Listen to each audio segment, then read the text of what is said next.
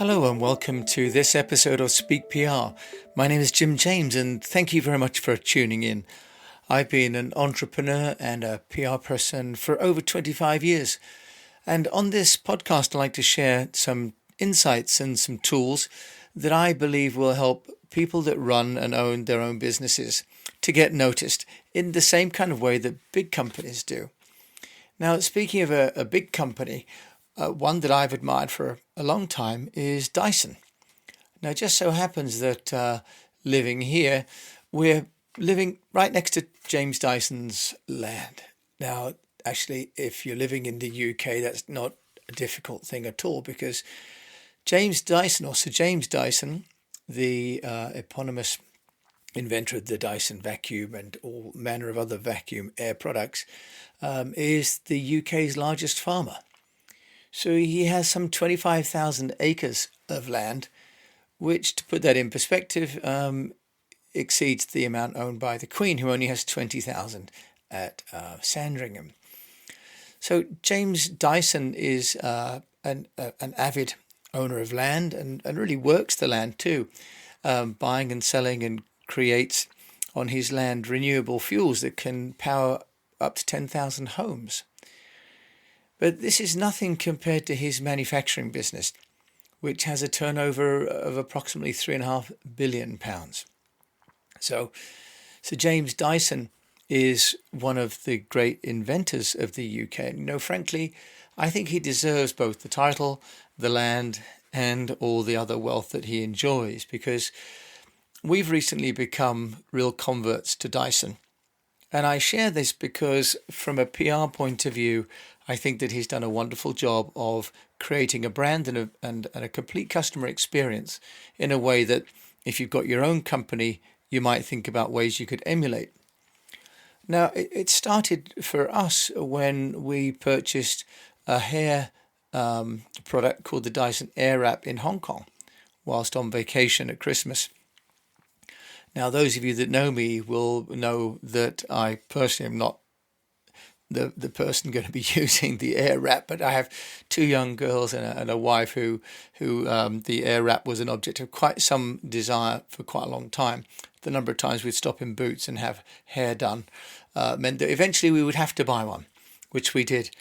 So we purchased this Airwrap in Hong Kong, and just after that, when we came back to the UK, we bought the Dyson vacuum cleaner, the V7, and that's been a fantastic purchase as well.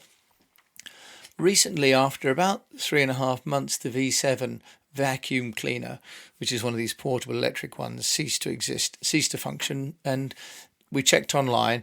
Customer experience was fantastic online, and I was able to file and record the problem with the vacuum cleaner, and then within 5 working days I received a replacement battery. No questions asked. So I thought, well, I'll just chance it and I'll register my Hong Kong Airwrap. But of course, it wouldn't take the serial number. So I wrote into the customer service and said, we bought this Airwrap, but the button on the on-off switch has come off. I wonder whether they could send me a replacement part. I would fix it myself. But the lady in the Dyson said, no, we'd like to send you a replacement. Now, this product is only 4 months old, but it's as good as new. We bought it overseas. I showed her my credit card receipt, and today we received the replacement. Now, not only do we receive the replacement, but then, of course, I got an SMS saying that your part is on its way. And within minutes of the delivery driver taking pictures of me receiving my replacement Airwrap, the email came saying, thank you very much, your new product from Dyson has been delivered. So from start to finish, this is a premium product where the packaging is great, the online experience is great, and the customer service has been exceptional.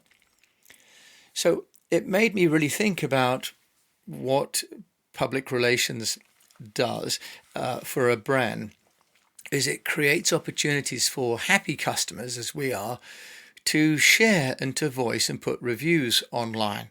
Now, I personally do that. I've done a few on YouTube and onto eBay and onto Amazon, where I've used product and I've shared the value of it. Now, customer experience, as it's called, is really key in this new era of evangelism and customer sharing.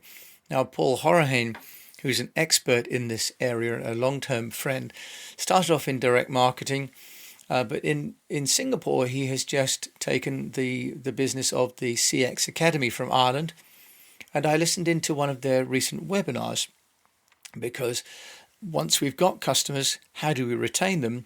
And of course, in this era when there may be less new customers, retention becomes a great deal more important. So listening in on Paul Horahain's CX Academy webinar, they talked about consumer experiencing delivering 3 benefits. One is the retention, retaining that customer, like me, who bought the vacuum cleaner, bought the hairdryer. I guess we'll be looking for what else we can buy from James Dyson next.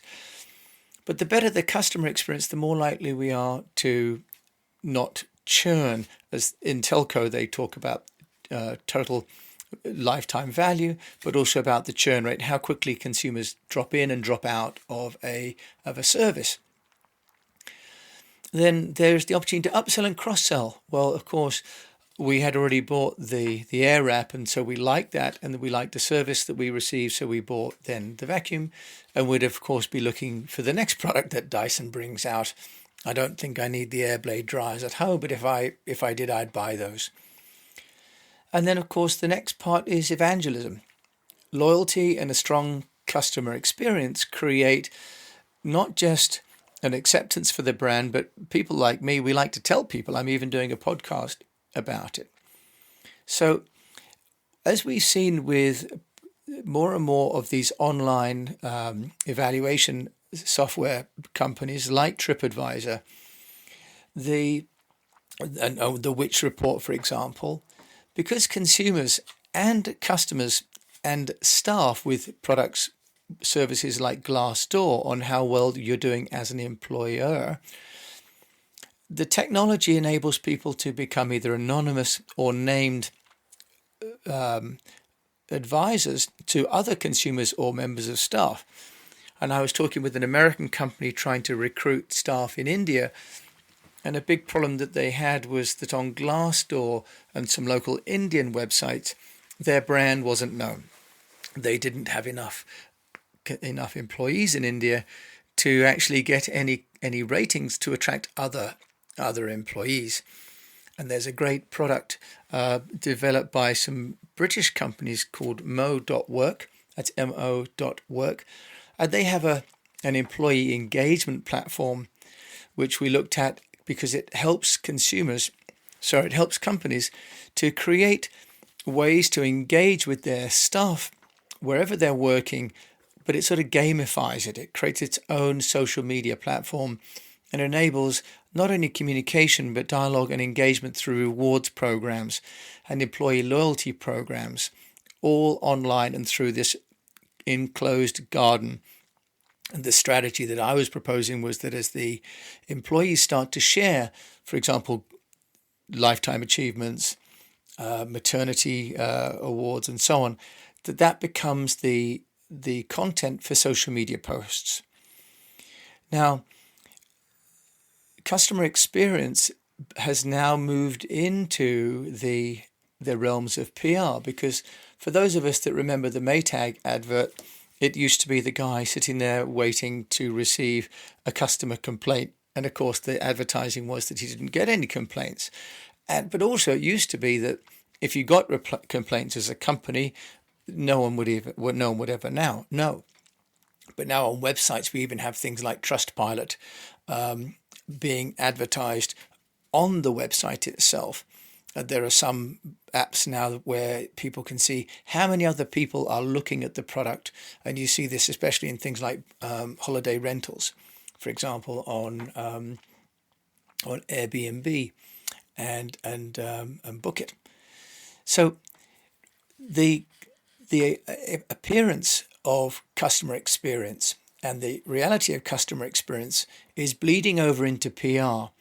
And of course, as we see, if it is a bad experience, then what role the public relations plays is one of mitigation. So if there's a crisis, it used to be that a crisis would get into the media, mainstream media, and the job of the PR agency was to somehow either try and exact some force on the media to not cover that story, or in some cases, as Trump has done with Twitter, to withdraw advertising. But that's not possible now, where crisis management really has been disabled because of the democratization of communication through digital. So if a customer experiences poor experience, either in a restaurant or at a hairdresser or at an industrial product or at a factory, they can now make that known themselves through multiple channels. So PR has to monitor for that and has to be able to monitor and mitigate those experiences by sharing positive experiences, or at least trying to counter that somehow. And we see that in ratings, for example, on the app stores, where consumers are leaving ratings for apps and the developers are responding almost in real time to the complaints or the questions. Now, the opposite scenario is when a company is delivering outstanding customer service, much like Dyson has just done for us today. When the experience is fantastic, the consumer may tell people about that, as I'm doing now. The agency ideally can capitalize on that by reposting, retweeting, or even reaching out to that consumer directly and having that consumer to become a spokesperson.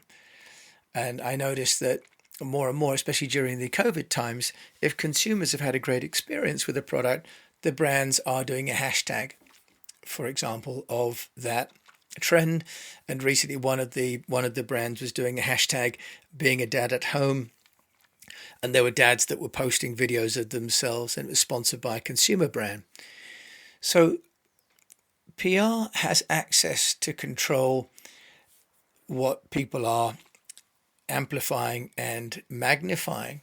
And if you're lucky, then they're starting to get that into people's own websites. And so the lines are blurring between what was a corporate story and what was a consumer evaluation story.